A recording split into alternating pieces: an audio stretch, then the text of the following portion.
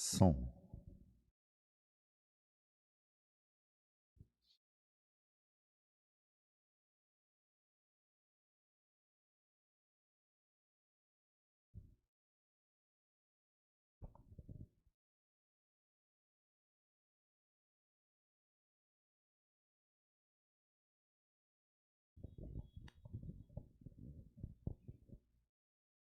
Boa noite, irmãos.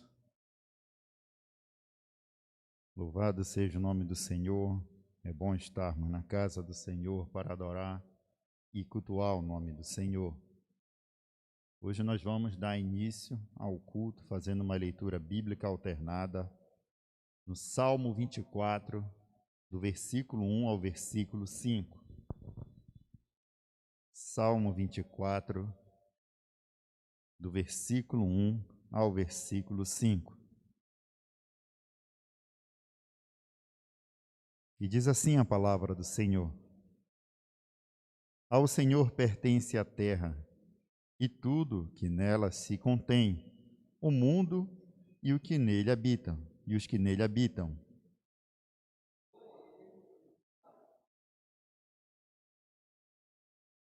Quem subirá ao monte do Senhor? Quem há de permanecer no seu santo lugar?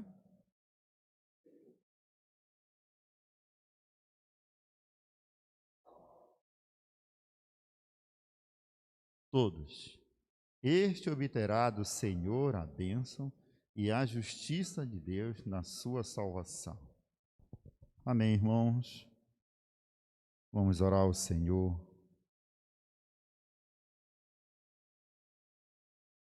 Santo, amado Pai, Senhor dos altos céus, queremos te dar graças, Senhor, por mais este momento diante de tua presença. Sabendo, Deus amado, em que dias difíceis, Senhor amado, sobreverão, Senhor, nos últimos dias, e estamos, Senhor amado. Ninguém sabe o tempo, a hora, a época, mas o Senhor é soberano sobre todas as coisas. É Senhor sobre todas as coisas. É o único capaz de operar, Senhor amado, salvação, Senhor amado, diante de tanta mortalidade, diante de tanto desvio doutrinário, diante de tantas coisas, Senhor, que tem falado acerca do teu nome e que, Senhor amado, não tem nada a ver com o teu evangelho. Nós te louvamos, Pai, reconhecemos que verdadeiramente sem ti nada podemos fazer. Nós, Senhor, em que assumimos publicamente, Senhor amado, a nossa condição diante de ti. E nós te louvamos, ó Pai, porque a tua palavra de vida eterna, Senhor, é a única capaz de nos dizer, Senhor, que somos pecadores e sem o poder de tua graça, do teu amor, da tua misericórdia, do teu chamamento em nossa vida, jamais reconheceríamos, Senhor amado, a nossa natureza pecaminosa, Senhor. E nós assumimos, Senhor, diante de ti, se falamos, agimos, se algo em nós, Senhor, te entristeceu, Senhor, que o Senhor nos perdoe profundamente, para que, Senhor amado, haja, Senhor, comunhão para contigo, Senhor, para que a tua igreja, Senhor amado, esteja sempre, Senhor amado, voltada para a tua presença. Nós te louvamos, Pai, ser conosco, esteja conduzindo, Senhor, este momento de culto, Senhor, diante de tua presença.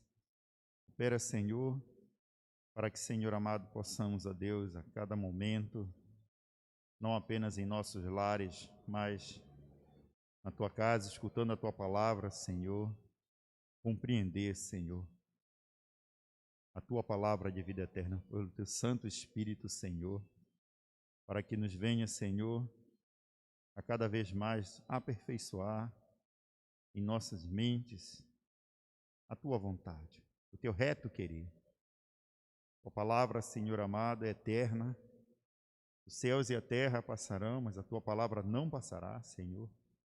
cerca a tua igreja, Senhor, com cada irmão que está em casa. Os que, Senhor amado, estão bem de saúde, os que, Senhor amado, estão se tratando de alguma enfermidade, Senhor. Sabemos que só o Senhor tem o poder para curá-los. Ser conosco neste momento de culto, pois assim oramos no nome de... Amém. Amados irmãos, vamos louvar ao Senhor com o hino da reforma.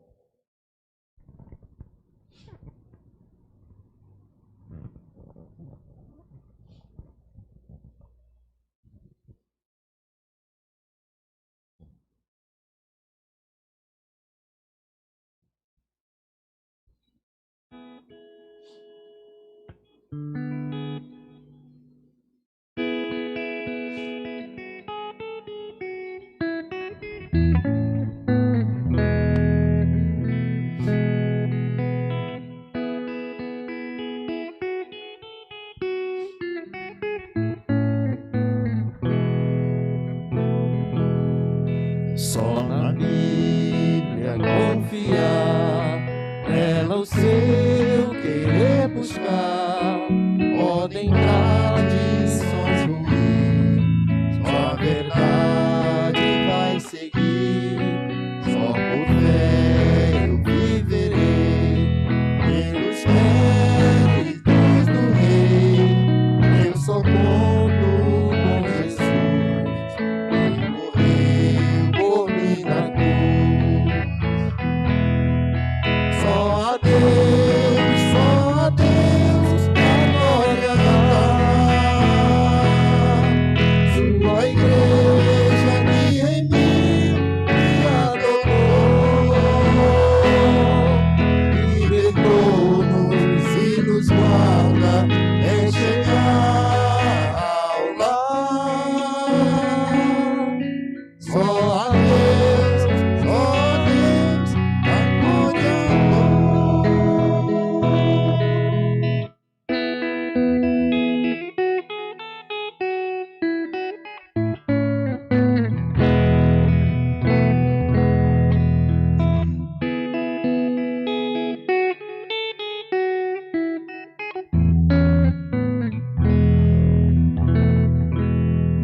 Só por graça nos salvou, o alto preço ali pagou. Nenhum feito alcançar pode me regenerar. Só em Cristo sempre está, firme pedra angular. Reis demônios vão bradar, Ele sempre vai reinar. Só a Deus a glória dar. Sua igreja que remiu e adorou, libertou-nos e nos guarda até chegar ao lar. Só a Deus a glória dou. Só a Deus a glória dá. Sua igreja me remiu e adorou, libertou-nos e nos guarda até chegar ao lar. Só a Deus a glória dou.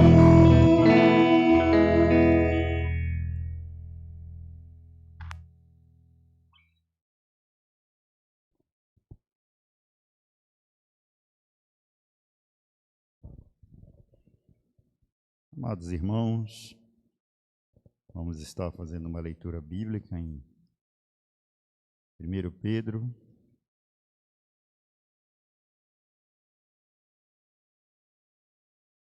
capítulo 2, do versículo 1 ao versículo 10.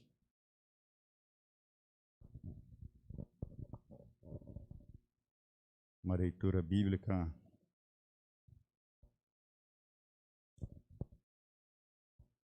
será feita pelo dirigente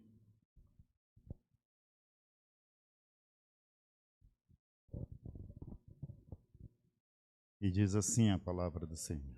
1 Pedro, capítulo 2, do versículo 1 ao versículo 10.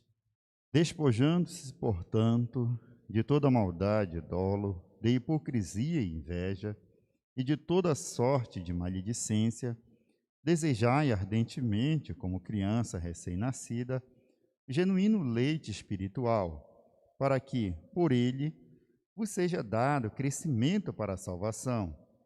Se é que já tendes a experiência de que o Senhor é bondoso, chegando-vos para ele a pedra que vive, rejeitada sim pelos homens, mas para com Deus eleita e preciosa. Também vós mesmo, como pedra em que vive, sois edificado casa espiritual, para ser de sacerdócio santo, a fim de oferecer de sacrifícios espirituais agradáveis a Deus por intermédio de Jesus Cristo. Pois isso está nas Escrituras: eis que põe em Sião uma pedra angular, eleita e preciosa, e quem nela crê não será de modo algum envergonhado. Para vós outros, portanto, os que credes é a preciosidade, mas para os descrentes, a pedra em que os construtores rejeitaram, essa veio a ser a principal pedra angular, e pedra de tropeço, e rocha de ofensa. São estes os que tropeçam na palavra, sendo desobedientes para o que também foram postos. Vós, porém, sois raça eleita, sacerdócio real, nação santa, povo de propriedade exclusiva de Deus, a fim de proclamardes as virtudes daquele que vos chamou das trevas para a sua maravilhosa luz. Vós sim, que antes não eras povo, mas agora sois povo de Deus, que não tinhas alcançado misericórdia, mas agora alcançastes misericórdia. Amém. Vamos louvar ao Senhor com o cântico: Jesus, tu és meu grande bem.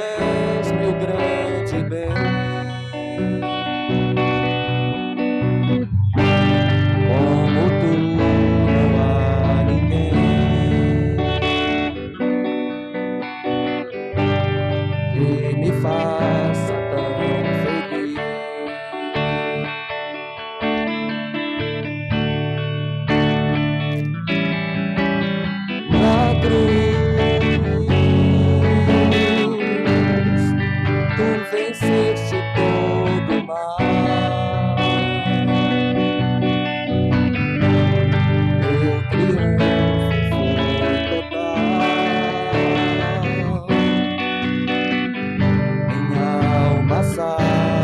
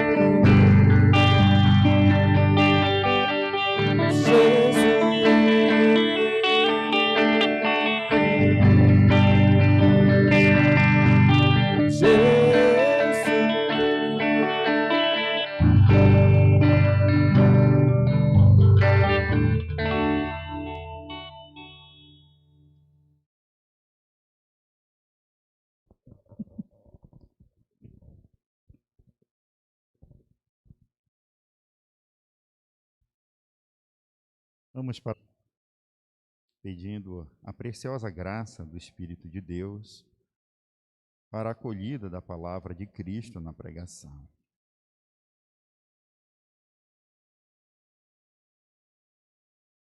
Santíssimo Deus, Pai eterno, nós te louvamos, meu Deus,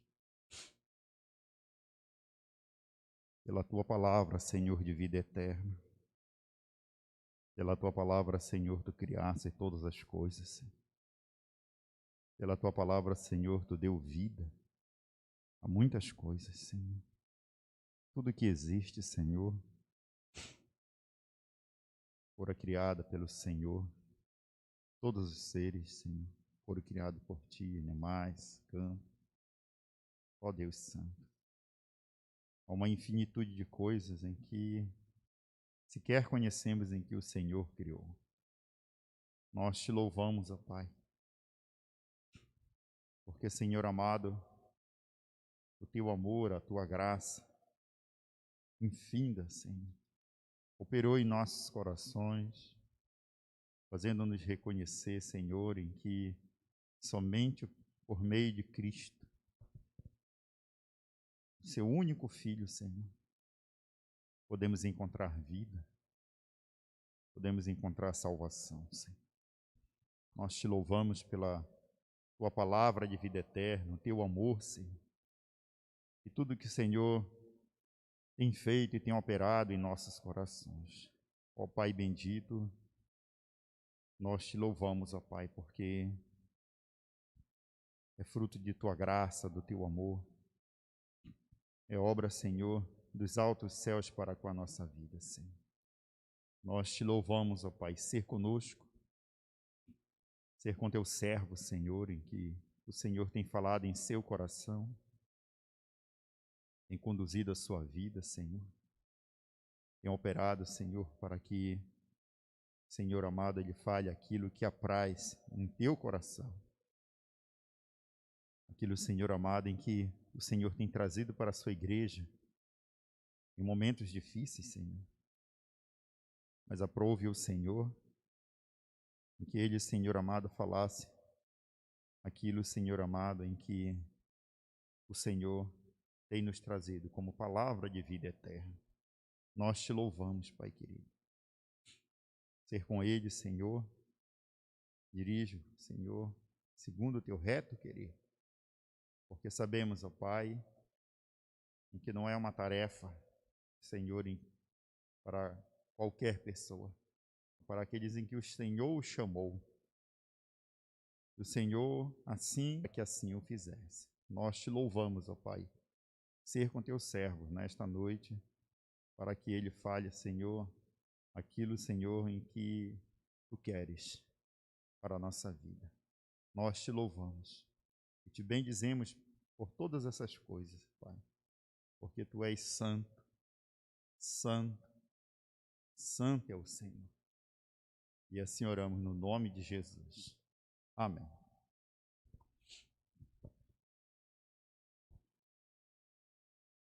Amados irmãos, vamos fazer uma leitura bíblica conjunta em Romanos, capítulo 12.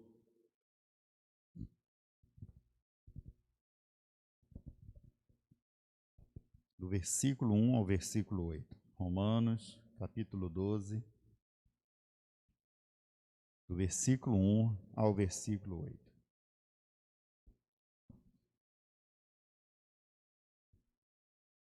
E diz assim a palavra do Senhor: Rogo-vos, pois, irmãos, pela misericórdia de Deus, que apresenteis vossos corpos por sacrifício vivo, santo e agradável a Deus, que é o vosso culto racional. E não vos conformeis com este século, mas transformai-vos pela renovação da vossa mente, para que experimenteis qual seja a boa, agradável e perfeita vontade de Deus.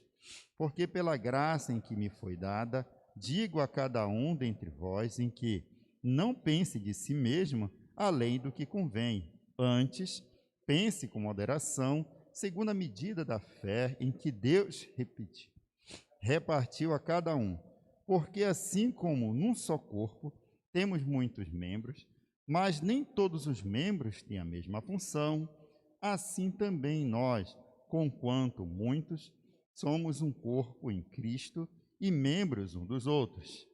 Tendo, porém, a graça em que nos foi dada, se profecia, seja segundo a proporção da fé, se ministério, dediquemo-nos ao ministério, ou ao que ensina, esmere-se em fazê-lo, ou o que exorta, faça com dedicação, o que contribui com liberalidade, e o que preside com diligência. Quem exerce misericórdia com alegria. Amém, irmãos. Vamos louvar ao Senhor, entoando o cântico Consagração.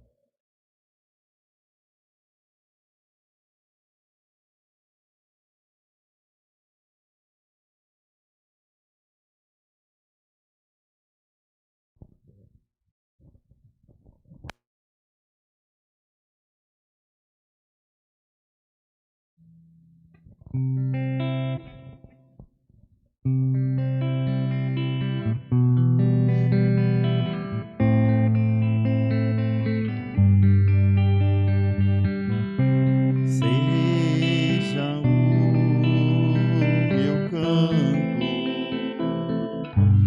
para sempre só pra te louvar. Seja tão somente eternamente pra te adorar. Seja o recado que tu tens hoje aqui pra dar, mas possa eu trazer na mente que tu és quem o dá.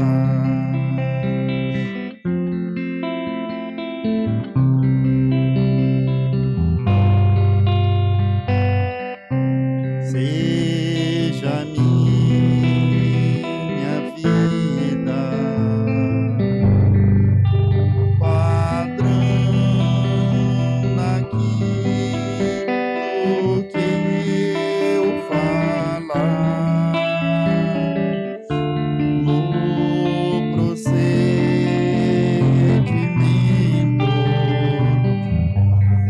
o exemplo ao que és levar. Na pureza grande e também na fé e no amor, mas possa eu lembrar-me sempre que dependo de ti, Senhor.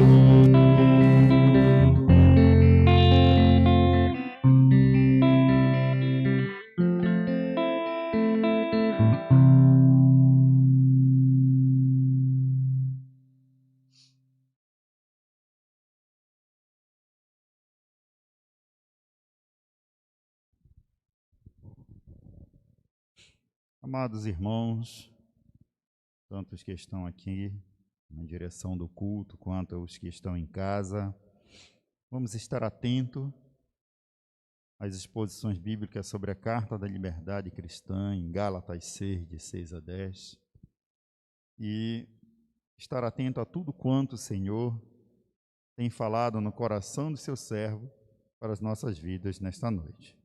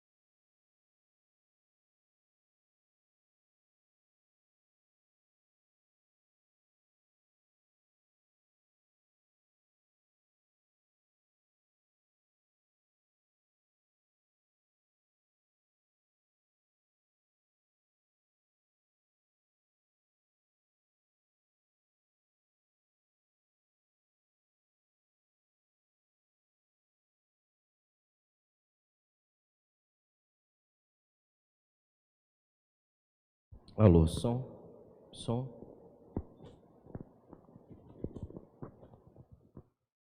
Boa noite, irmãos. A graça sempre presente de Cristo, irmãos, esteja nos levando a Ele, ao seu propósito, cada dia do Senhor. Eu vou pedir para os irmãos abrirem na porção, meus irmãos, desta noite. Já estamos chegando paulatinamente ao final da carta de Paulo aos Gálatas. E hoje entramos em mais uma porção, uma pequena porção. É preferível que vejamos assim, irmãos, a profundidade das Escrituras em pequenas porções, nas exposições de domingo à noite. Eu vou pedir para os irmãos abrirem lá em Gálatas capítulo 6 e os versos 6 a 10. Os irmãos que estão aqui, peço que se coloquem em pé. Os irmãos em casa acompanhem com fidelidade, com zelo. Irmãos, a reverência no nosso lar deve ser a reverência mais piedosa que existe, porque nós trazemos para dentro da igreja depois essa reverência. Gálatas capítulo 6 e os versos de 6 a 10, irmãos. Mas aquele que está sendo instruído na palavra, faça participante de todas as coisas boas aquele que o instrui. Não vos enganeis, de Deus não se zomba, pois aquilo que o homem semear, isso também ceifará. Porque o que semeia para a sua própria carne, da carne colherá corrupção. Mas o que semeia para o Espírito, do Espírito colherá vida eterna.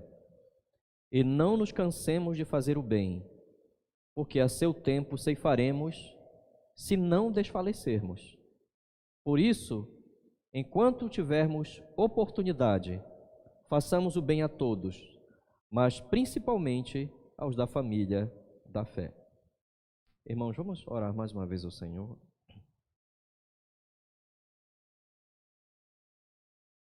Santíssimo Deus, excelso Pai celestial, Deus supremo, Deus sublime e glorioso, a quem pertencem todas as coisas, quer nos céus, quer na terra, quer em nossas vidas, quer mesmo as nossas vidas, pois Tu és Senhor, e não há outro além de Ti, Senhor. Que seja o Senhor da criação, o Senhor da redenção, o Senhor do juízo, o Senhor da glória. Humilhamo-nos, Senhor, diante da Tua presença. Humilhamo-nos porque nós não podemos apresentar diante de um Deus santo, a não ser pela Tua própria graça revelada em Teu Filho, Senhor. Te pedimos que nos purifiques, Senhor, tenhas misericórdia de nós. Purifica-nos, Senhor, de todo mal, de palavras frívolas, de pensamentos vãos. Purifica-nos, Senhor, das nossas atitudes, quer nós as vigiemos, quer não.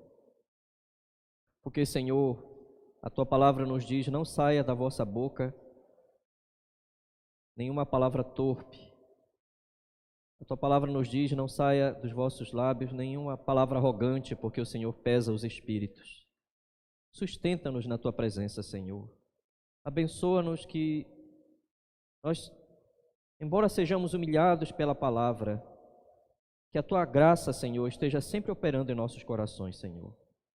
Nós sejamos quebrantados porque nós fomos comprados por preço de sangue e por isso devemos glorificar ao Senhor em todas as coisas, ó Pai. Permita-nos, Senhor, virmos à Tua casa com reverência, os irmãos que estão cultuando agora nesses tempos distintos para a vida da igreja, que haja santo temor nos corações, Senhor. Onde quer que os Teus servos se encontrem, com fidelidade sejam distinguidos por preservarem a genuína adoração e a retenção da Tua palavra, Senhor.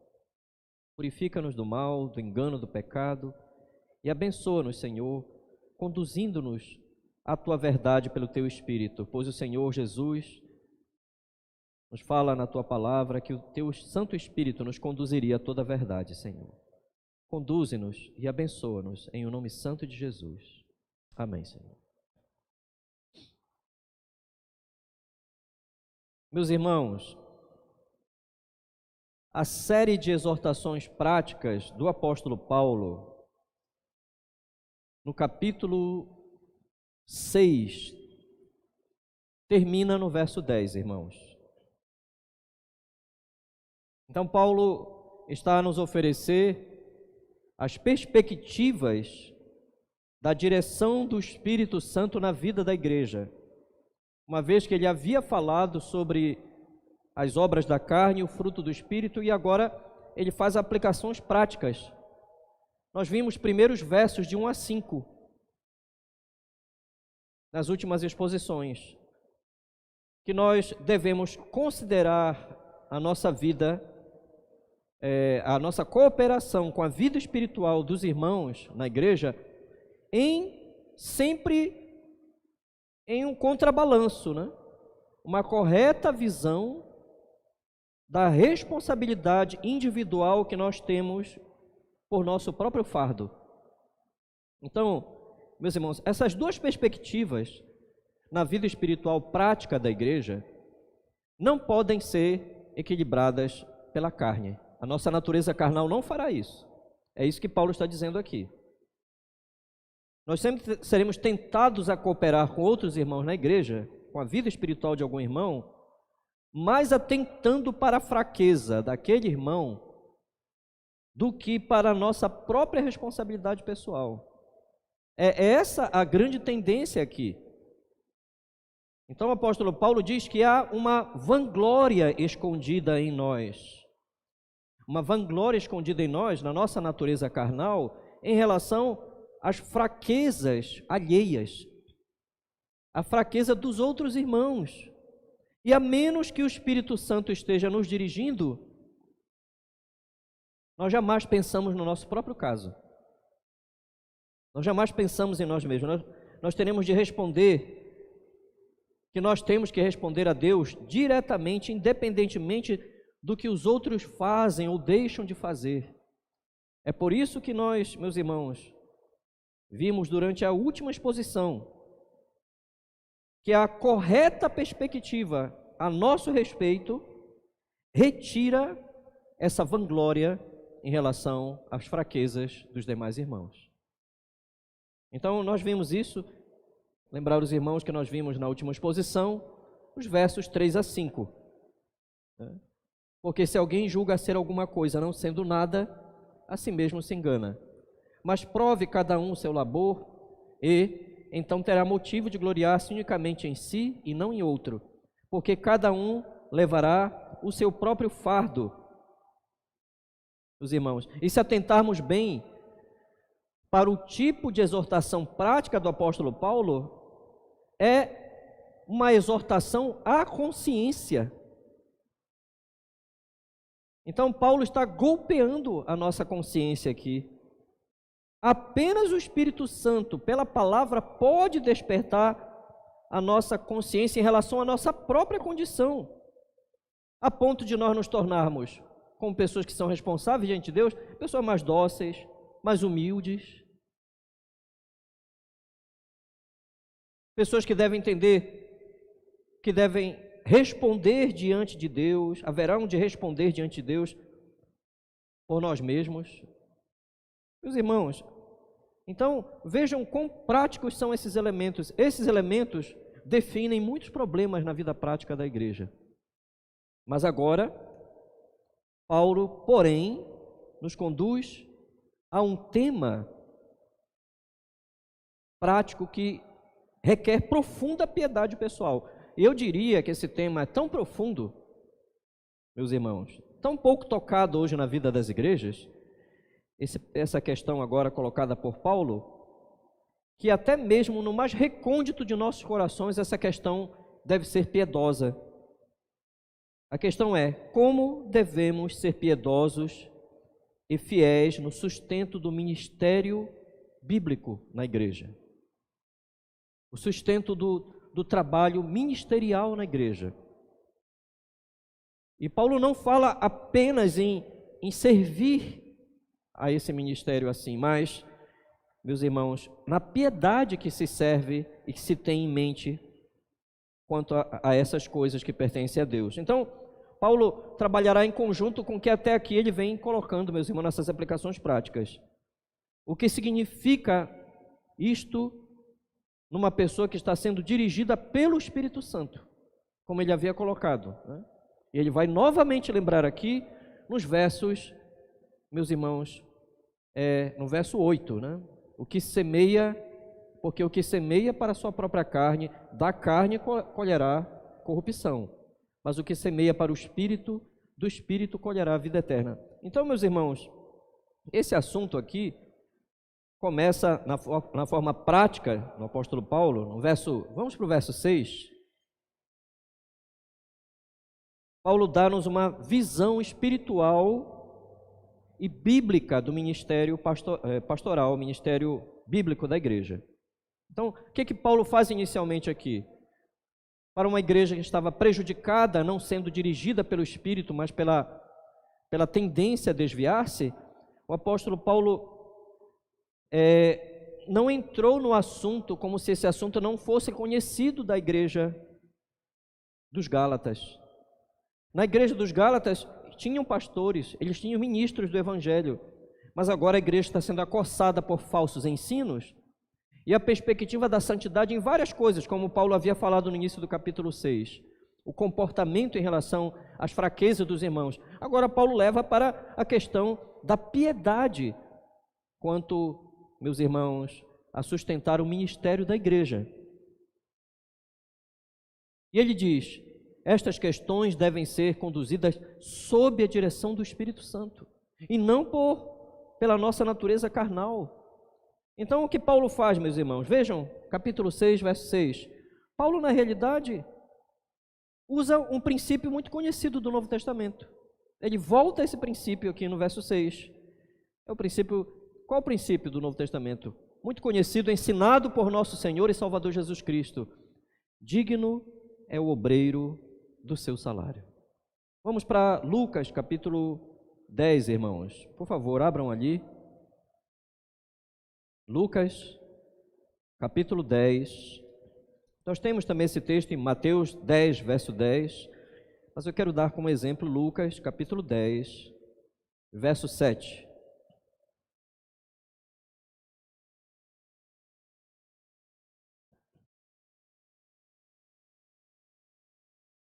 Lucas, capítulo 10, e o verso 7.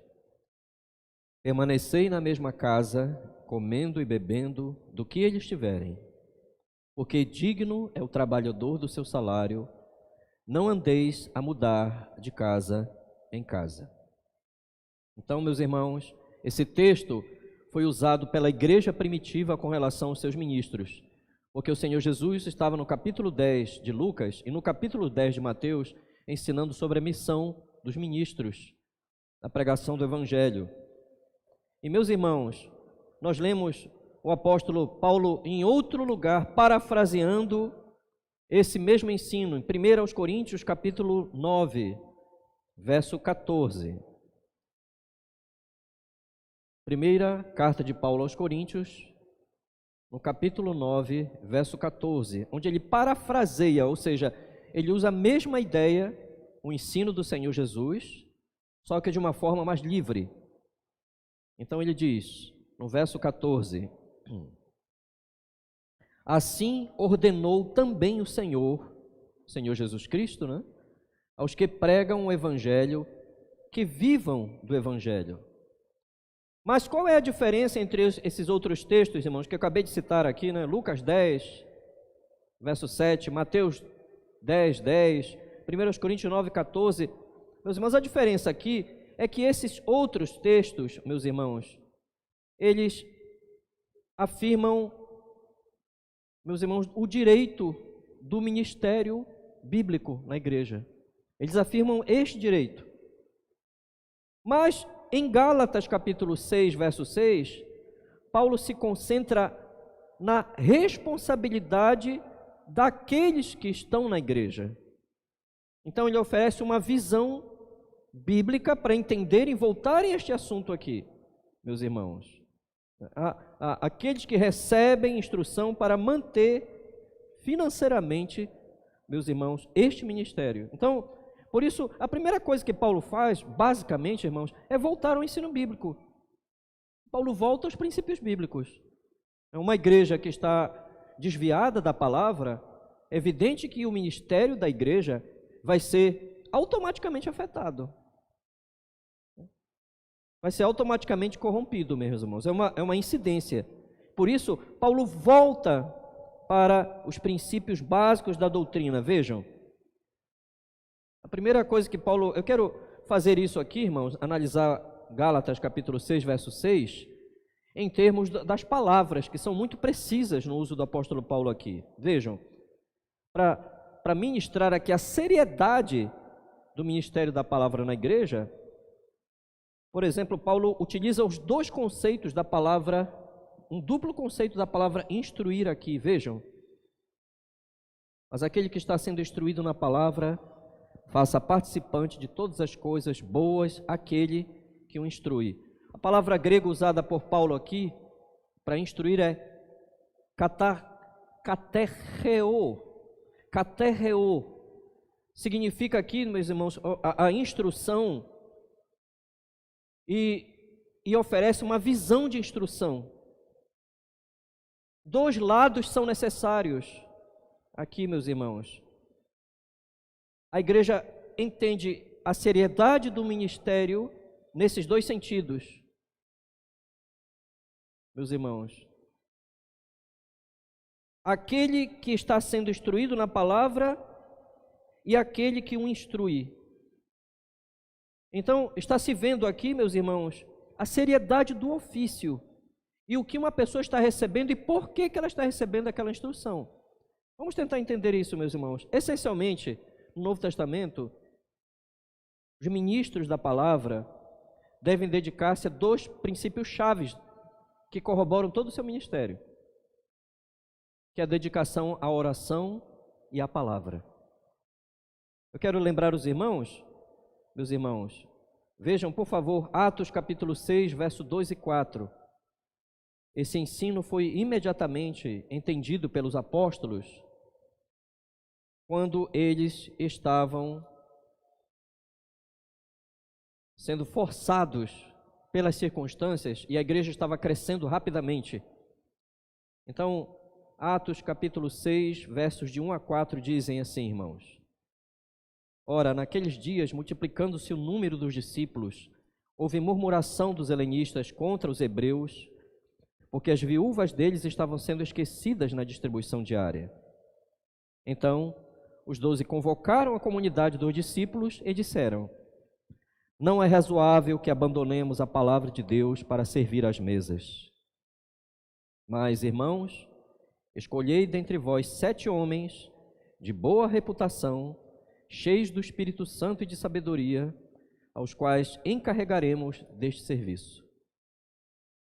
E, quanto a nós, nos consagraremos à oração e ao ministério da palavra. Meus irmãos, esse é o centro do ministério bíblico, ministério pastoral. É o centro, né? Isso não quer dizer que o pastor não visite, ou que ele não discipule, ou que ele não tenha, meus irmãos, umas referências menores, mas essa é a essência. Isso envolve, meus irmãos, vamos dizer assim, uma habilidade dada pelo Espírito Santo através do dom que uma pessoa comissionada recebeu para estar ali à frente desse serviço que pertence ao reino de Deus. Isso é orientado como um sinal para a igreja, meus irmãos, dessa habilidade. 1 Timóteo, capítulo 3, verso 2, vejam, por favor, ali, Paulo trata disto, essa necessidade que a igreja seja instruída.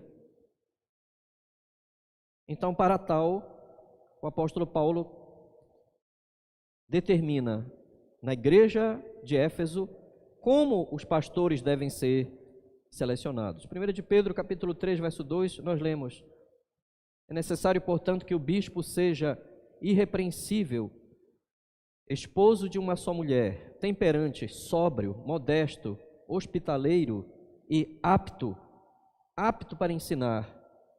Não basta ele ser só um administrador e cooperar com a administração da igreja, não. Ele tem que ter habilidade. Então, meus irmãos, faz parte do centro do ministério pastoral, ministério bíblico, que ele esteja envolvido particularmente, meus irmãos, com um conhecimento bíblico ministerial, através da palavra, para que os salvos sejam aperfeiçoados. Então, vejam Efésios capítulo 4, verso 12 agora, irmãos. Uma outra base fundamental. Quando novamente o apóstolo Paulo, ainda na igreja de Éfeso, a primeira e a segunda carta de Paulo a Timóteo foram indicadas a Timóteo, jovem ministro na igreja de Éfeso. E a carta aos Efésios, que também é para a igreja daquela região, porque ela tinha grande proeminência, meus irmãos, na Ásia. Então, ele também fala do ministério pastoral, ministério bíblico. E Paulo, no verso 12, diz que o ministério é com vistas ao aperfeiçoamento dos santos para o desempenho do seu serviço, para a edificação do corpo de Cristo. Então, aqui, o que Deus pretende com o ministério da palavra? O aperfeiçoamento, a maturidade dos santos. Crentes não crescem com conhecimento meramente de ciência, filosofia, história. Crentes são amadurecidos, corrigidos, aperfeiçoados quando eles são instruídos no poder da palavra de Deus.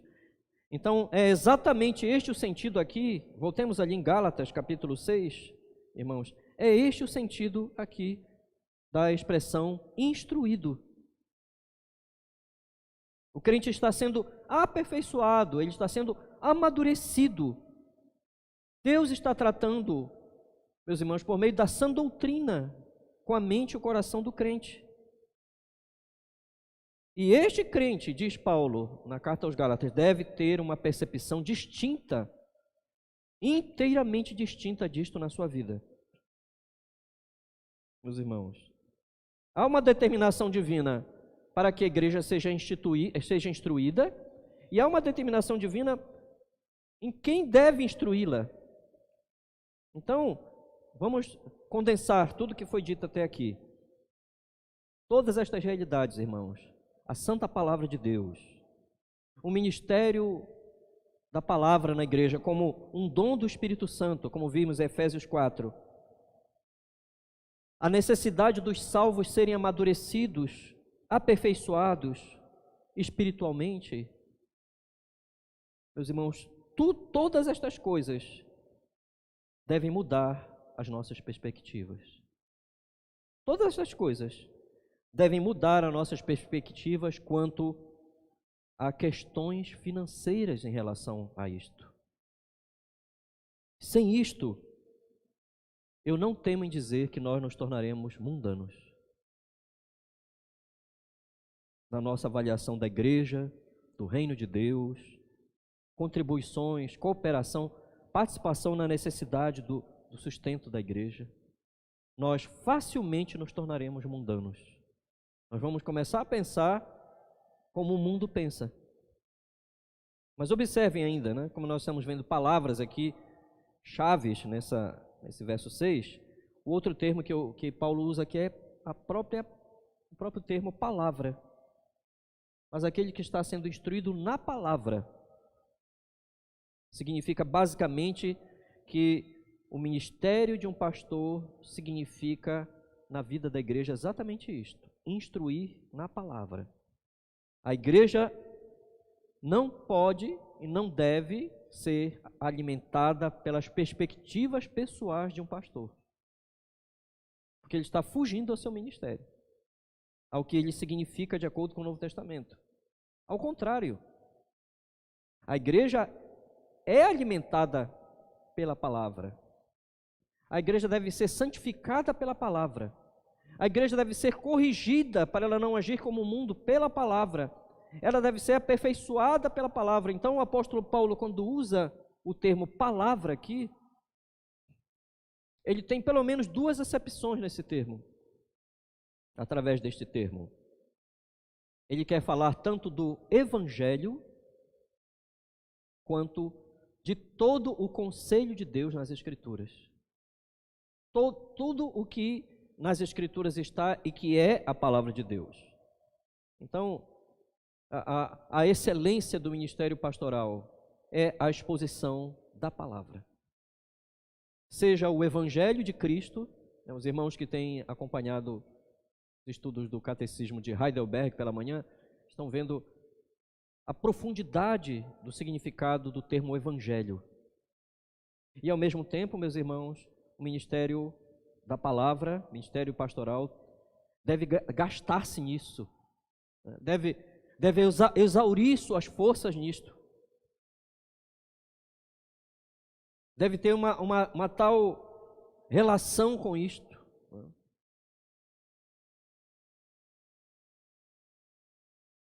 que ao mesmo tempo, meus irmãos, a própria igreja deve ter uma atitude espiritual compreendendo a natureza e a seriedade desses ofícios. Vejam como Paulo relaciona isso à luz, semelhante aqui a Gálatas capítulo 6, versos 6 e 7. Vejam como ele fala em 1 Timóteo capítulo 5, versos 17 e 18, irmãos. Vamos ali. A seriedade da instrução e como isso deve ser visto na vida da igreja. 1 Timóteo capítulo 5 e os versos 17 e 18, irmãos. Devem ser considerados merecedores de dobrados honorários os presbíteros que presidem bem, com especialidade os que se afadigam na palavra e no ensino. Pois a Escritura declara: não amordaces o boi quando pisa o trigo, e ainda, o trabalhador é digno do seu salário. Então, meus irmãos, Paulo se refere aqui aos presbuteroi, né? Aos presbíteros, que é o corpo de pastores, que aqui Paulo deu a incumbência de que o jovem Timóteo, que era também um pastor, supervisionasse, né? Por exemplo, o próprio jovem Timóteo era um presbuteroi, né? Presbúteros, aliás, ele era um presbítero, não sendo jovem, ele todavia já era um pastor, um ministro do Evangelho. Então, está se dizendo aqui, meus irmãos, que eles se dedicavam à pregação e ao ensino, e que, sem prejuízo da exigência em relação ao que eles estavam fazendo, porque eles deveriam ser aptos para ensinar. Então, meus irmãos, o apóstolo volta para esse ensino aqui na carta aos Gálatas, que é um aspecto básico, é o básico do básico, vamos dizer assim, que uma igreja deve saber para entender a sua relação com o ministério da palavra. Eu ainda quero, meus irmãos, destacar mais uma palavra-chave aqui em Gálatas capítulo 6. Vejam, no verso 6 ainda, a palavra participante, faça participante, que em grego é uma palavra só, tá, meus irmãos? É uma palavra só. Em algumas versões tem compartilhe, outras versões é comunicai, ou comuniquem, né?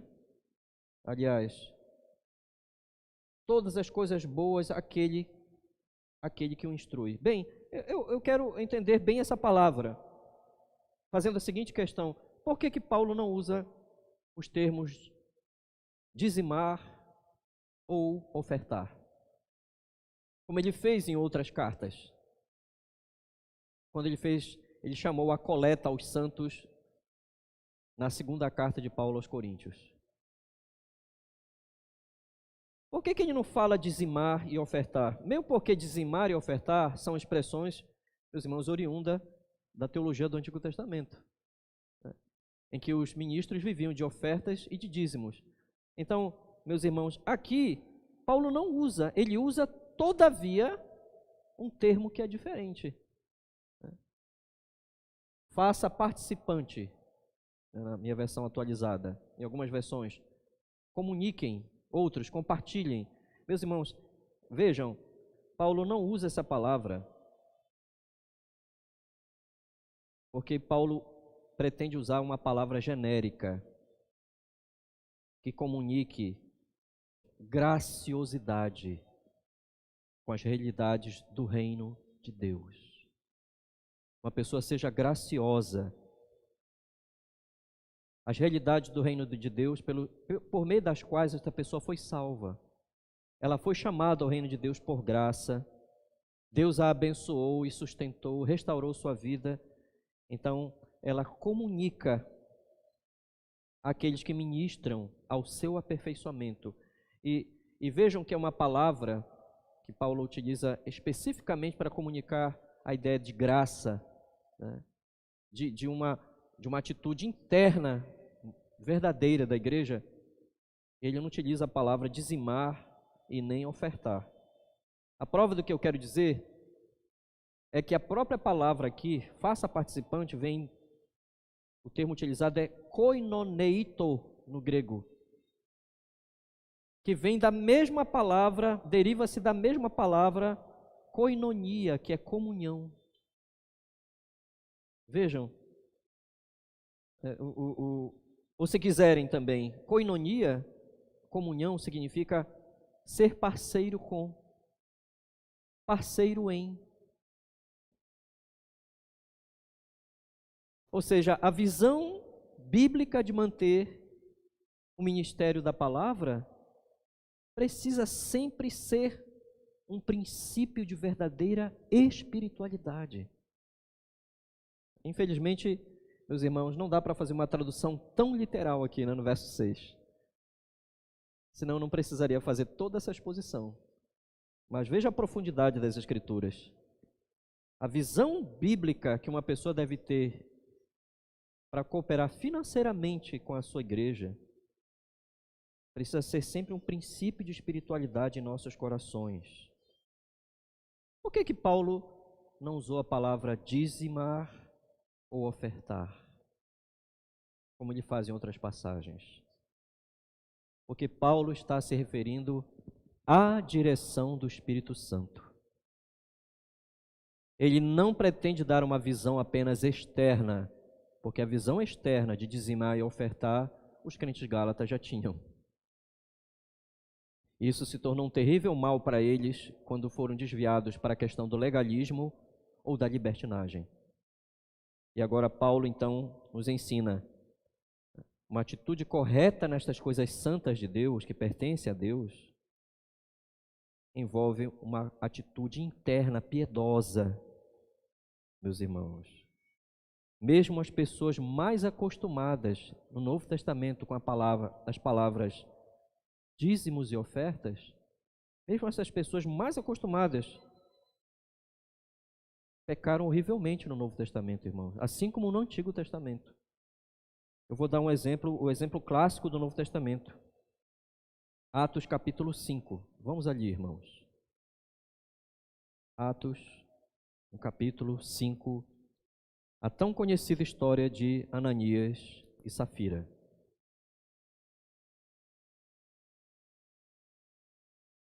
Atos, capítulo 5, irmãos.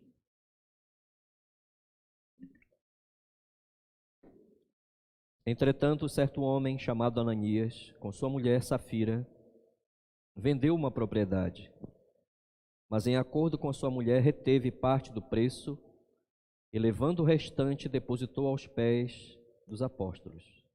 Então disse Pedro: Ananias, por que encheu Satanás teu coração, para que mentisses ao Espírito Santo, reservando parte do valor do campo? Conservando-o porventura não seria teu? E vendido não estaria em teu poder? Como, pois, assentaste no coração este desígnio? Não mentiste aos homens, mas a Deus. Ouvindo estas palavras, Ananias caiu e expirou, sobrevindo grande temor a todos os ouvintes. Irmãos, vejam, o mau desígnio na vida de Ananias e Safira O mau desígnio estava relacionado a esta questão de ofertar e dizimar. Pedro diz a eles: se vocês tivessem mantido o bem que era de vocês, isso nunca seria um mal. Mas uma falsa aparência de piedade na igreja, e ofertando e mentindo, dando a ideia de que estão sendo piedosos como os outros, isso foi um terrível mal, meus irmãos. Ananias e Safira, meus irmãos, são as primeiras pessoas na igreja a serem condenadas, meus irmãos, em termos de um juízo temporal, meus irmãos, tão sério. E o tema é esse, exatamente este, que estamos tratando agora na carta aos Gálatas: dízimos e ofertas. Uma atitude mesquinha, mundana, ímpia. Eles tinham no profundo do coração deles forte rejeição pecaminosa em relação à questão de ofertar. O problema deles era isso, mas eles queriam parecer piedosos à igreja. Eles queriam ter a mesma piedade. Os irmãos vejam aqui, meus irmãos, o capítulo 4, o final do capítulo 4, que a igreja, vejam no livro de Atos, a igreja estava praticando isso. Então as pessoas estavam vendendo as suas posses, elas estavam ofertando tudo o que elas tinham. E Ananias e Safira, meus irmãos, tiveram ainda uma ideia falsa desse comportamento, mentindo ao Espírito Santo, meus irmãos. Queriam apenas manter a aparência destas coisas, não a verdadeira piedade no sustento da igreja. Mas agora, meus irmãos, em Gálatas, voltemos ali, Gálatas capítulo 6, nós adentramos propriamente dito aqui nessa atitude em si. Né? Como é que essa atitude deve ser considerada, meus irmãos, aqui? Ela deve ser uma atitude considerada diante de Deus, no nível da nossa responsabilidade individual diante de Deus. Isso significa, em primeiro lugar, que Deus sabe qual é a nossa perspectiva sobre estas coisas. Deus conhece os segredos dos nossos corações. Essas coisas que podem ser facilmente menosprezadas, meus irmãos, pela mente carnal, elas podem ser facilmente tratadas com menosprezo, né? Nós vemos como o mundo caçoa das coisas de Deus, especialmente desse assunto. Mas observem o que Paulo vai dizer então no verso 7, ligado a isto. Não vos enganeis, de Deus não se zomba. A ideia geral da expressão aqui é que Deus, sob hipótese alguma, quem quer que seja, pode ridicularizar estas coisas e ficar impune em seu reino. Então, nós temos a tendência de pensar que a zombaria sobre estas coisas recai só sobre os ministros, né, do Evangelho. Mas não recai. O que o texto está dizendo aqui, que é algo a respeito de Deus. Vejam, não vos enganeis, de Deus não se zomba. Né? É de Deus que se está zombando, porque estas coisas foram determinadas por Ele. Isto é, toma-se em ridículo estas coisas, profana-se estas coisas. Nas Escrituras, jamais é pouca coisa zombar de Deus. Sempre há um ensino bíblico, um exemplo bíblico de que alguém que zombe de Deus não experimente imediatamente o seu zelo. Há muitos exemplos disso nas Escrituras, irmãos. Então, humanamente falando, como é que se vê essa questão do sustento do ministério da palavra? Humanamente falando, na aparência, a questão toda parece ser a preocupação com o alimento, com as necessidades de um homem à frente de um serviço. Mas isto aqui é uma aparência. Nos termos que Paulo coloca aqui, vejam no verso 7. Não vos enganeis, de Deus não se zomba. Nos termos que Paulo coloca aqui, ele coloca neste sentido o quanto estimamos Cristo e a sua palavra, o seu evangelho, que nos é passado por alguém comissionado. Quanto que nós estimamos estas coisas? Meus irmãos, Ele punirá aqueles que os desrespeitam e todas as coisas envolvidas no seu reino. A pergunta para nós é: o quanto que nós estimamos a Cristo? Estimamos o Evangelho? A nossa visão disto é uma visão santa, piedosa? Deus constituiu um princípio sobre essas realidades, meus irmãos. Então, esse princípio vem na forma, novamente aqui, de uma máxima proverbial que Paulo utiliza nesse capítulo 6, como ele fez no verso 5, e agora ele vai fazer na segunda metade do verso 7. Vejam, a segunda metade do verso 7, irmãos, aquilo que o homem semear, isso também ceifará, está explicando a primeira parte do verso 7. Não vos enganeis, de Deus não se zomba. O que faz a ligação aqui é uma partícula, uma preposição grega, que algumas vezes é traduzida por pois ou que, ou porque. Vejam, não vos enganeis, de Deus não se zomba, pois ou porque aquilo que o homem semear, isso também ceifará. Então, algo se quer dizer, em outras palavras, algo está sendo plantado por nós com respeito às nossas palavras, pensamentos e intenções com respeito ao reino de Deus. Algo está sendo semeado, que pode ser profunda piedade, em cada momento que nós ofertamos na casa de Deus, ou pode ser uma terrível impiedade, de acordo com a forma como nós pensamos. E, em geral, qual é a tentação que mesmo os salvos sofrem? Em geral, é pensar que dízimos e ofertas e tudo que nós possuímos são coisas devidas a nós, que não pertencem a Deus no sentido último. E há algumas pessoas que são tentadas mundanamente a pensar assim, meus irmãos, que estas coisas em sentido último, elas não são de Deus, elas são minhas. Elas são minhas, do meu esforço, do meu suor e da minha vida, sim. Mas como diz Paulo em uma outra passagem na carta aos Coríntios, quem deu a você a habilidade? Quem te deu a capacidade para que você se sobressaísse?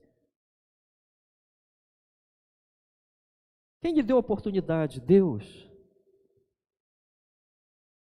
Irmãos, esse pensamento é um pensamento muito mau. E nós devemos resistir a ele. Deixe-me dar-lhes uma ilustração prática e real sobre este assunto. Quando uma pessoa pensa que aquilo pertence a ela. Irmãos, este fato que eu quase não uso ilustrações nas minhas exposições, mas este fato aqui aconteceu realmente. Eu conheço as pessoas envolvidas. Isso aconteceu em uma de nossas igrejas. Irmão, em que o pastor exortou biblicamente a igreja, determinada irmã se mostrou contrária a esta exortação. Ela, em outras palavras, ela não gostou da exortação. Mas, ao término do culto, esta irmã tentou intimidar o pastor por causa daquela exortação, mesmo bíblica. Ela intimidou o pastor dizendo as palavras que eu estou dizendo aqui para os irmãos. Exatamente. O Senhor sabe que eu tenho um dos maiores dízimos que sustenta a igreja. O Senhor não sabe disso? Exatamente nesses termos, irmão. Ou seja, foi uma maneira daquela irmã dizer ao pobre pastor: não exorte mais assim, porque eu tiro o meu dízimo. O meu dízimo é o maior, um dos maiores da igreja. Irmãos, estes são os fatos. Aquela irmã se foi porque ela se confiava num emprego federal. Os irmãos sabem que os empregos que mais dificilmente vão faltar o pagamento é de alguém que tem um emprego federal e numa posição boa. Irmãos, uma remuneração certa que jamais lhe faltaria. Então ela era uma grande dizimista na igreja. Mas eis que, imediatamente após aquilo, e isto aqui eu não posso explicar para os irmãos, não se sabe como. Eu acompanhei este caso, estive, meus irmãos, como testemunha dessa situação em uma das nossas igrejas. Não se sabe como houve um seríssimo problema em relação ao salário federal do governo federal naquela irmã. E toda a sua família dependia só daquele salário. E por 3 meses, cerca de 3 meses, ela não recebeu R$1 sequer. E ela chorava, meus irmãos, naquela igreja. Ela lamentava, ela chorava. A igreja teve que, meus irmãos, lhe dar uma cesta básica para lhe auxiliar, porque sequer ela 3 meses sem nenhuma renda. Meus irmãos, não vos enganeis, de Deus não se zomba, pois aquilo que o homem semear, isso também ceifará. Meus irmãos, a pergunta é: que tipo de semeadura nós temos plantado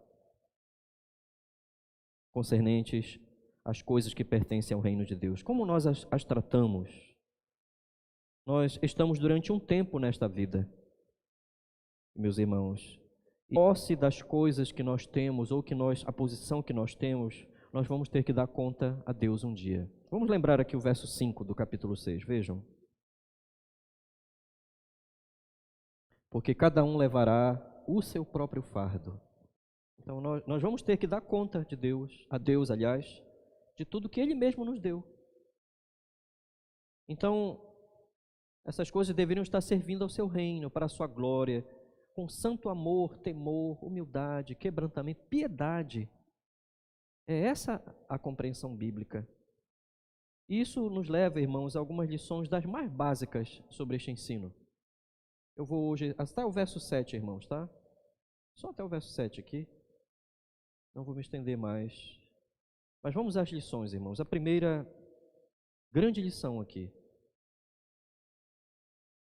Uma visão bíblica do reino de Deus deve santificar nossas atitudes em relação às coisas deste reino. Uma visão bíblica do reino de Deus deve santificar nossas atitudes em relação às coisas deste reino.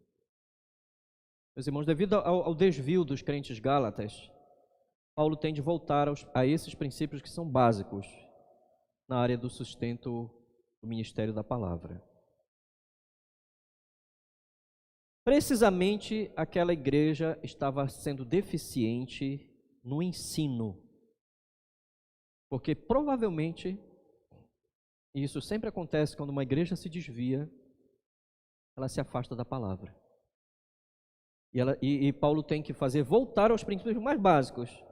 Meus irmãos, nós temos de ser, em outras palavras, nós temos que ser corrigidos, santificados pela palavra de Deus quanto a estas coisas que pertencem ao seu reino. Nós de livrar-nos do que nós achamos sobre estas coisas, pois elas não nos pertencem, elas não pertencem ao pastor, não pertencem ao conselho da igreja, elas não pertencem aos membros da igreja, essas coisas pertencem ao Senhor. E uma pessoa que é piedosa apenas em parte, uma parte da vida, ela não é piedosa no todo, ela não é verdadeiramente piedosa. Então, para sermos santos em nossos conceitos, em nossas ideias, nós temos que ser santificados pela palavra. Eu digo a todos os irmãos, meus irmãos, digo-lhes com santo temor, que estas más inclinações nossas, com respeito às coisas do reino de Deus, essas coisas não são vencidas, se nós não formos santificados biblicamente. Elas não são vencidas. Elas ainda estão escondidas no nosso coração como uma visão do mundo sobre elas. Por exemplo, a questão das finanças. Ainda há uma visão do mundo escondido ali nos nossos corações. Os irmãos, vou ilustrar aqui com um fato histórico, né? Todo mundo sabe que João Calvino, quando começa em 1536 para 37, a reforma em Genebra, quando ele fica ali sendo chamado por Deus para a reforma em Genebra, no primeiro momento, Genebra rejeita essa reforma bíblica e Calvino é demitido do pastorado.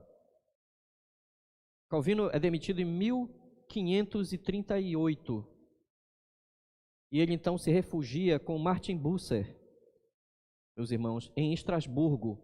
Ele passa 1539, 1540, 41. E aí, Genebra volta, meus irmãos, à falência espiritual e moral. E eles fazem um novo convite para que Calvino volte. Calvino em Estrasburgo casou. Calvino em Estrasburgo tinha uma condição melhor para se dedicar ao ministério pastoral. E Calvino volta a Genebra. E dizem os biógrafos que Calvino, quando volta à igreja, quando todos pensavam que ele ia fazer uma grande manifestação da sua indignação, ele pede para abrir exatamente no texto que 4 anos atrás ele estava pregando. Mas o que eu quero destacar é a fala de Calvino sobre isto. Ele diz: se for respeitada, seus ministros serão sempre tratados bondosa e honradamente.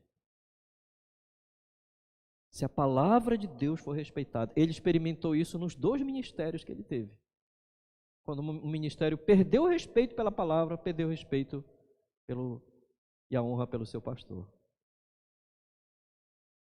Mas quando eles viram a necessidade da palavra, ele volta ali, meus irmãos. Então, isso nos instrui, irmãos, sempre a ser corrigidos pela palavra sobre estas coisas concernentes ao reino de Deus. Vamos para a segunda lição, irmãos.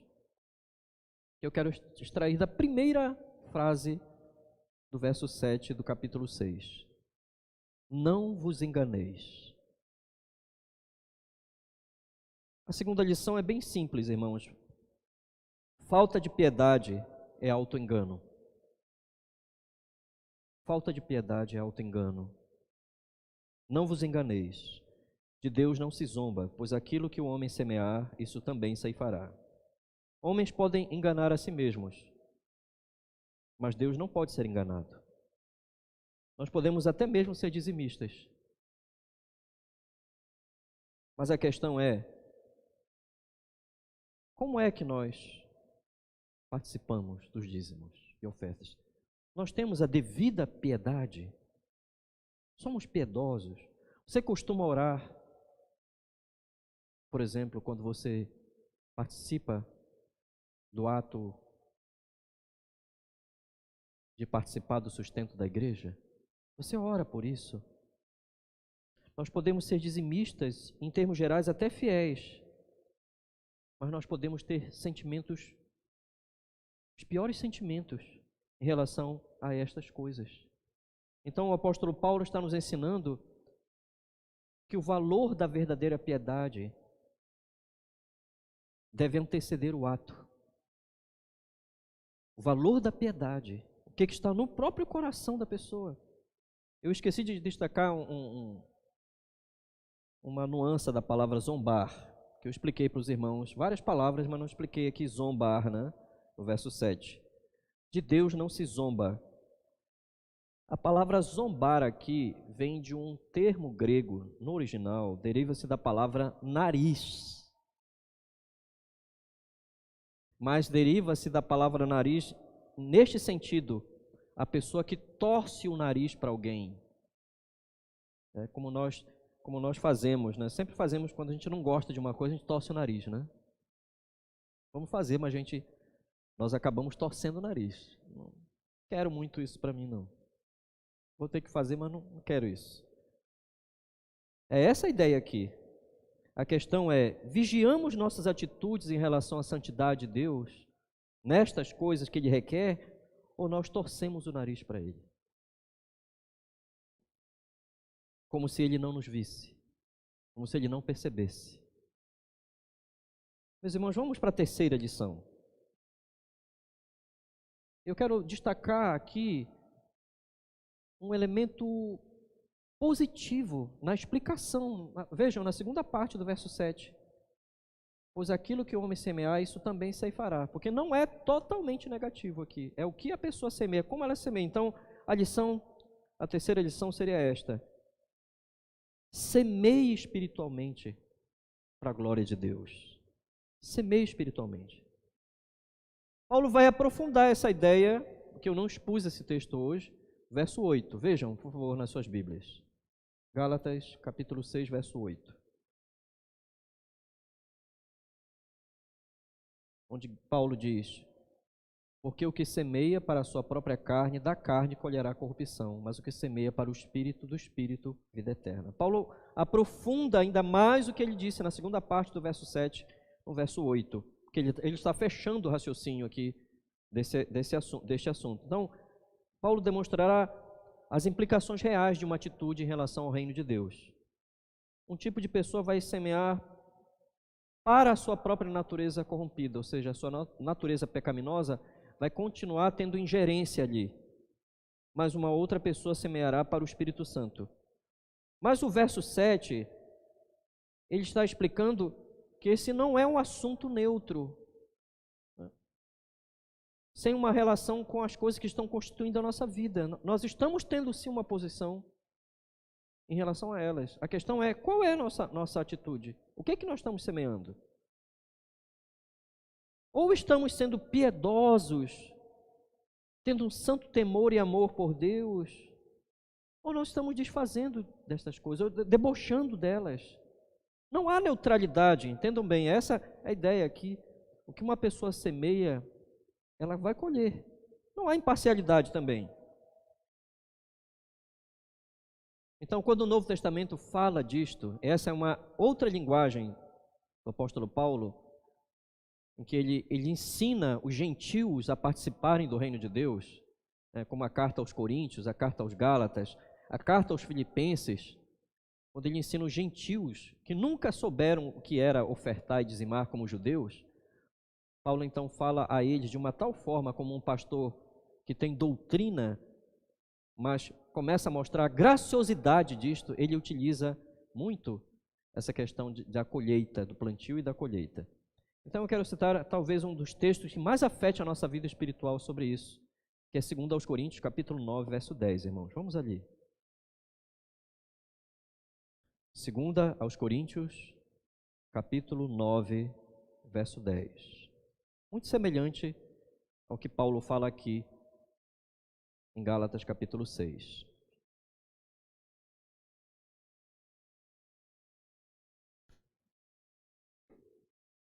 Segundo aos Coríntios, capítulo 9, verso 10, onde lemos: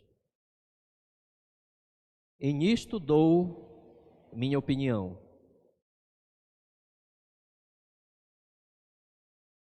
Segundo aos Coríntios, capítulo 9, verso 10, desculpe. Ora, aquele que dá semente ao que semeia e pão para alimento também suprirá e aumentará a vossa sementeira e multiplicará os frutos da vossa justiça. Paulo está estimulando os crentes de Corinto, que haviam prometido levantar uma grande oferta para os crentes pobres e para os ministros em Jerusalém. Eles há 1 ano haviam prometido e não cumpriram. E Paulo diz que os crentes da Macedônia, sendo muito mais pobres do que eles, fizeram isso. Tiraram da sua própria pobreza. E aqui ele vai mostrar a implicação disso para os crentes de Corinto. Ele diz o seguinte, irmãos, vejam, olhem o uso da palavra semente. Por que Paulo fala em semente aqui? É uma metáfora. As sementes são simplesmente os meios pelos quais Deus nos propicia a praticar o bem em alguma coisa do reino de Deus. E o fruto? O fruto aqui é a própria obra realizada, a beneficência que uma pessoa vai realizar. Mas o problema para nós é, e a palavra justiça? Aumentará a vossa sementeira e multiplicará os frutos da vossa justiça. Meus irmãos, na realidade aqui, justiça aqui é uma sinédoque, uma figura de linguagem também, dentro de uma outra figura. Ou seja, a justiça está relacionada aqui ao resultado, aquilo que vai ser multiplicado. Meus irmãos, Paulo está dizendo em outras palavras, assistir às necessidades do reino de Deus envolve uma prática de justiça. Pessoas santas, tementes ao Senhor, praticam isto e elas colhem desta mesma justiça que a própria graça os levou a viver. Então, meus irmãos, Deus sabe como nós tratamos as coisas do seu reino. Deus sabe que eu penso delas e eu colherei sempre o que for plantado. Então, eu quero dizer para os irmãos que o modo como nós tratamos as coisas de Deus sempre retornam a nós, de alguma forma. Se nós plantamos em termos do bem, retornam em frutos de justiça. Mas em termos do mal, demonstra a maldade, a corrupção do nosso coração. O modo como nós tratamos as coisas de Deus sempre retornam a nós de alguma forma. Eu quero usar esse texto também, que substancia muito isto, irmãos, que eu acabei de falar. 1 de Samuel, capítulo 2. Vejam que tremenda passagem. O modo como nós tratamos as coisas de Deus retornam a nós. 1 de Samuel, capítulo 2, verso 30, irmãos.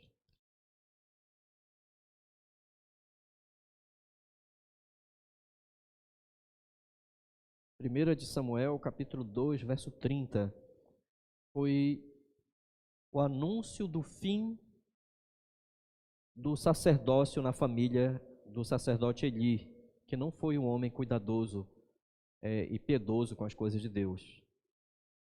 E Deus diz então a ele: portanto, diz o Senhor, Deus de Israel, na verdade dissera eu que a tua casa e a casa de teu pai, ou seja, o sacerdócio em Arão, andariam diante de mim perpetuamente. Porém agora, diz o Senhor, longe de mim tal coisa, porque aos que me honram, honrarei.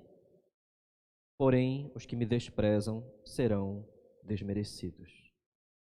Honrarei aqueles que me honram, diz outra versão, irmãos, mas aqueles que me desprezam serão tratados com desprezo. O modo como nós tratamos as coisas de Deus retornam a nós. Retornam a nós, segundo, meus irmãos, o justo juízo de Deus. Meus irmãos, pessoas espirituais colhem frutos espirituais. Pessoas piedosas colhem piedade. Pessoas que plantam piedade, elas não colhem nada que elas venham a temer. Isso não quer dizer que elas não vão ter problemas, né? Elas não vão colher nada que elas venham a temer, porque, meus irmãos, elas não estão vivendo conforme o mundo pensa sobre as coisas concernentes ao reino de Deus. Meus irmãos, que o Senhor nos firme na verdadeira piedade em nossa atitude concernente ao seu reino. Por sua graça somente. É a graça de Deus que nos leva a ter piedade. Então que o Senhor nos firme na verdadeira piedade, que nós possamos plantar, semear, meus irmãos, piedade, submissão, temor, obediência ao Senhor, para a sua glória, meus irmãos. Que Deus seja engrandecido. Amém. Vamos orar ao Senhor.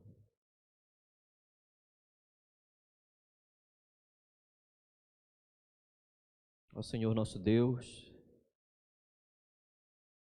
ó Deus eterno, sublime, digno de glória e de honra, pois o Senhor, não obstante sendo um Deus tão elevado,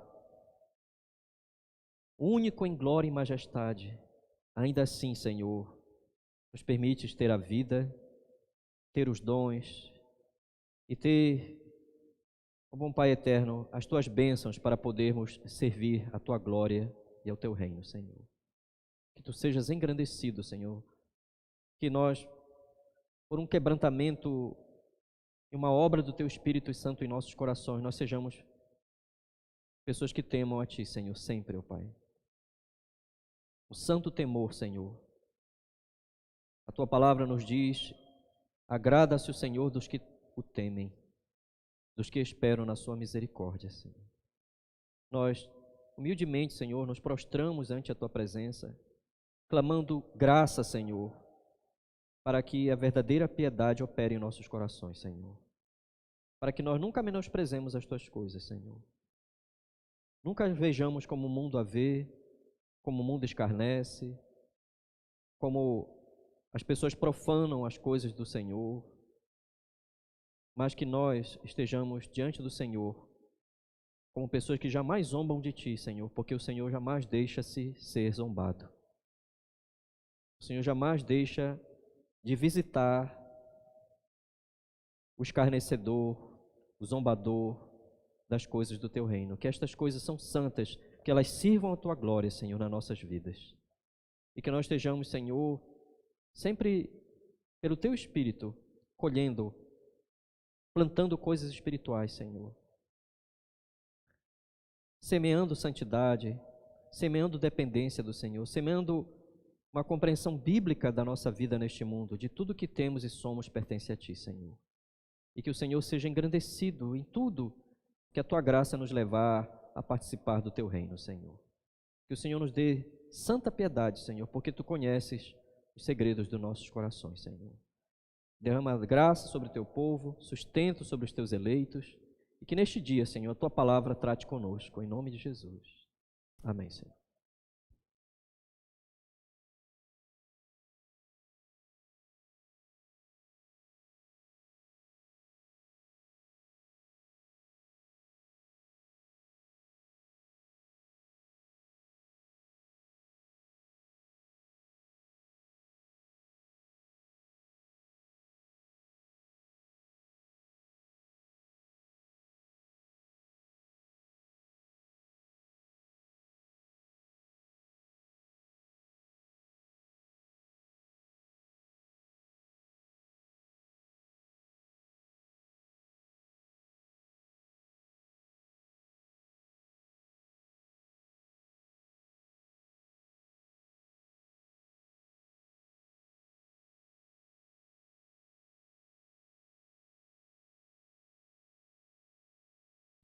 Amados irmãos, vamos fazer dedicação de vidas e bens na casa do Senhor.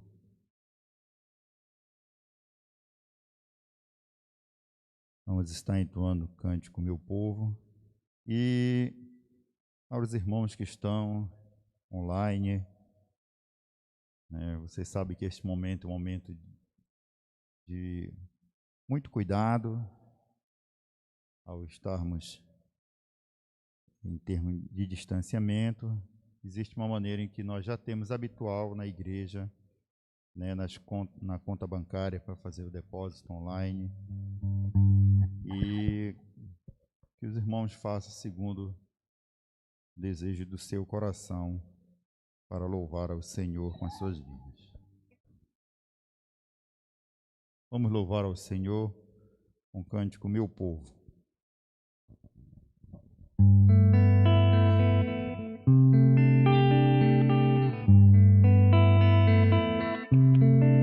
Se o meu povo que se chama por meu nome se humilhar e me buscar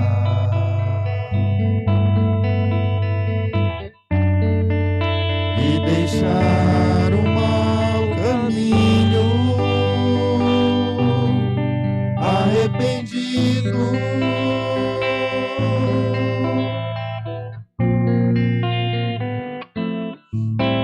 se o meu povo que se chama por meu nome se humilhar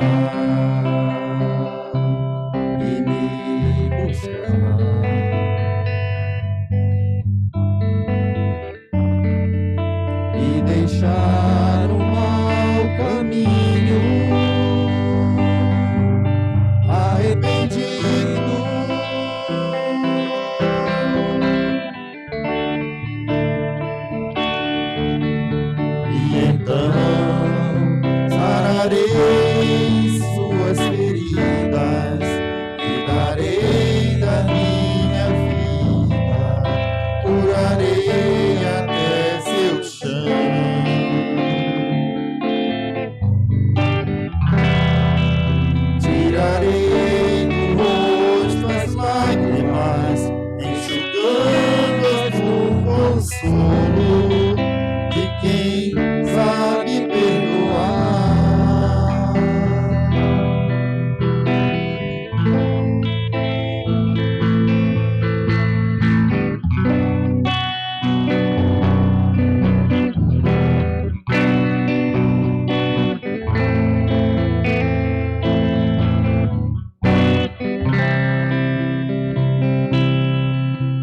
Se o meu povo que se chama o meu nome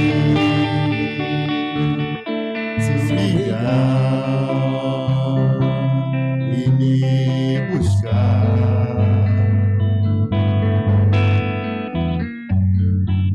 e deixar o mau caminho, arrependido,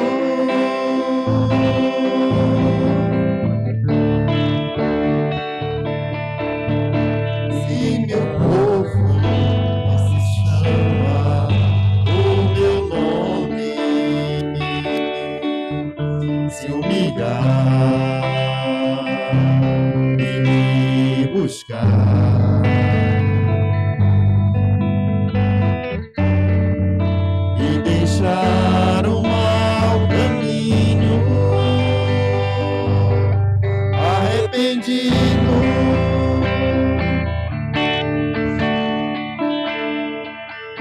e então sararei suas feridas e darei da minha vida, curarei até seu chame,